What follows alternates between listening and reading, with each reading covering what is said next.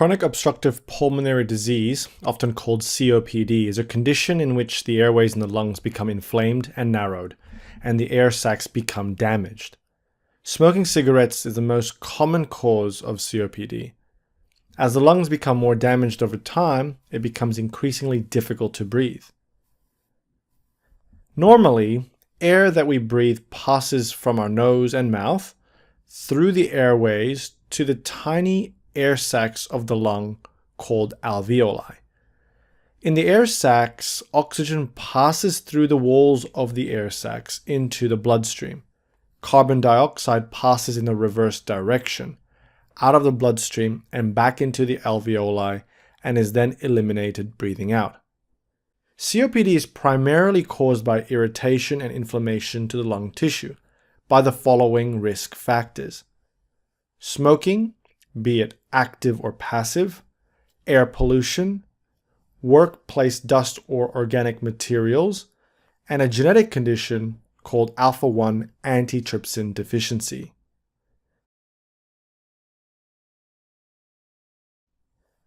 To keep the pathophysiology simple, COPD is caused by a variable mixture of three pathological processes: loss of alveolar attachments, inflammatory obstruction of the airways, and luminal obstruction with mucus production. Over time, inflammation in the airways becomes chronic, and scarring of the airways and lung tissues develop. There are two forms of COPD, although overlap occurs. These are chronic bronchitis and emphysema. Chronic bronchitis is a cough with sputum production for at least 3 months in a year for 2 consecutive years. Productive cough is a result of bronchial inflammation.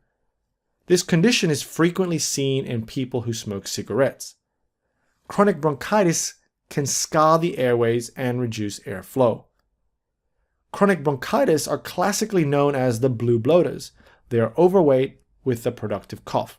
Typically, they are cyanosed, dyspneic, and have evidence of cor pulmonale. Emphysema patients are typically known as the pink puffers. Emphysema is the term used to describe damage to the air sacs in the lungs, the alveoli. This damage can also restrict airflow and cause what's called gas trapping. They are cachectic, dyspneic, and have hyperinflated lungs. They have typically what's called the barrel chest. Investigations to order for people with COPD includes a pulmonary function test to assess how well the lungs are working. Diagnosis is typically an FEV over FVC ratio less than 70%. FEV1 is used to calculate severity. Chest X-ray will show hyperinflated lungs. CT chest is the best modality to diagnose emphysema. ECG to look for pulmonary hypertension. And arterial blood gas to look for oxygen, carbon dioxide, and bicarbonate levels. Management involves non-pharmacological and pharmacological.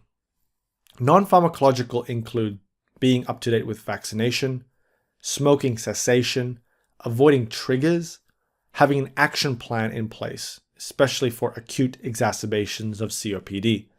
Pulmonary rehabilitation can also be beneficial. For end-stage COPD, oxygen therapy at home can also be used. Pharmacological management includes short-acting bronchodilators and long-acting bronchodilators.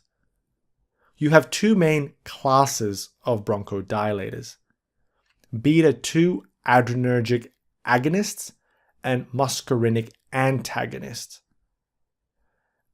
Adrenergic receptors normally, when stimulated, results in bronchodilation, allowing air to flow through the bronchus and bronchioles much more easily.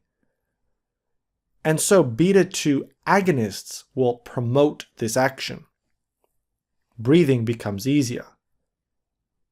Muscarinic receptors when stimulated, results in bronchoconstriction.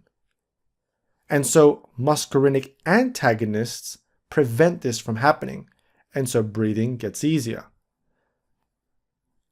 Pharmacological treatment usually involve a combination of both short-acting, long-acting, as well as a combination of the two different classes.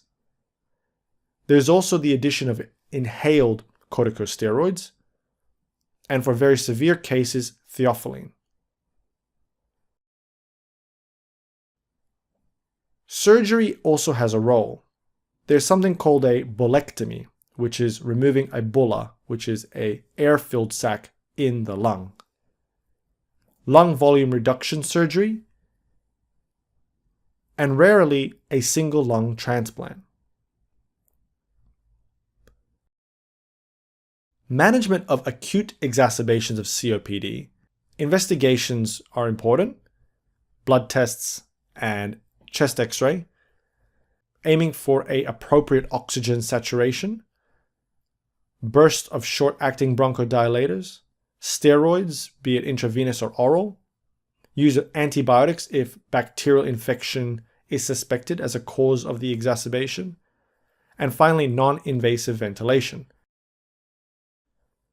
In summary, COPD is a condition in which the airways in the lungs become inflamed and narrowed, and the air sacs become damaged.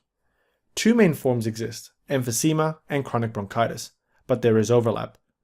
Treatment include a combination of short-acting and long-acting bronchodilators as well as inhaled corticosteroids.